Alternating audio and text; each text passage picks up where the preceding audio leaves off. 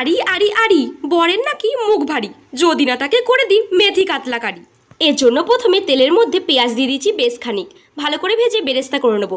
অন্যদিকে মাছটাকে লবণ হলুদ আর লেবু দিয়ে ম্যারিনেট করে নেবো। এদিকে বেরেস্তা রেডি। এবার তেল থেকে ছেঁকে সোজা সিলের মধ্যে দিয়ে দেবো। এরপর একে একে মাছগুলোকে নরম জালে দিয়ে ভালো করে ভেজে নেবো। আর সেই ফাঁকেতেই বেরেস্তাটাকে বেটে একটা পেস্ট বানিয়ে নিয়েছি। এদিকে মাছটা ভাজা হয়ে গেলে সময় নষ্ট না করে তেলের মধ্যে মেথি আর দিয়ে দেবো টুকরো করা টমেটো কুচি।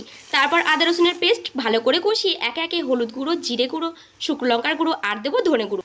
ব্যাস, এবার স্বাদ মতো লবণ দিয়ে 5 মিনিট কষিয়ে নিতে হবে। মশলা থেকে তেল ছেড়ে দিলে পেঁয়াজের পেস্টটা মিশিয়ে দিয়ে দেবো পরিমাণ মতো জল আর 2টো কাঁচা লঙ্কা। জলটা ফুটে গেলে একে একে মাছগুলো দিয়ে দেবো আর দেবো সামান্য চিনি টেস্টটাকে ব্যালেন্স রাখার জন্য। ব্যাস, এবার ওপর থেকে কসুরি মেথি আর পেঁয়াজ বেরেস্তা ছড়িয়ে দেবো, যেটা বাছিয়ে রেখেছিলাম। এবার নামিয়ে নিয়ে গরম মশলা ছড়িয়ে দিলে রেডি দুর্দান্ত স্বাদের মেথি কাতলা কারি। বর মশাইটা খেয়ে খুবই খুশি। তাহলে তোমরাও এইভাবে বাড়িতে বানিয়ে খাও, তাহলে সবাই খেয়ে বলবে জাস্ট ফাটাফাটি।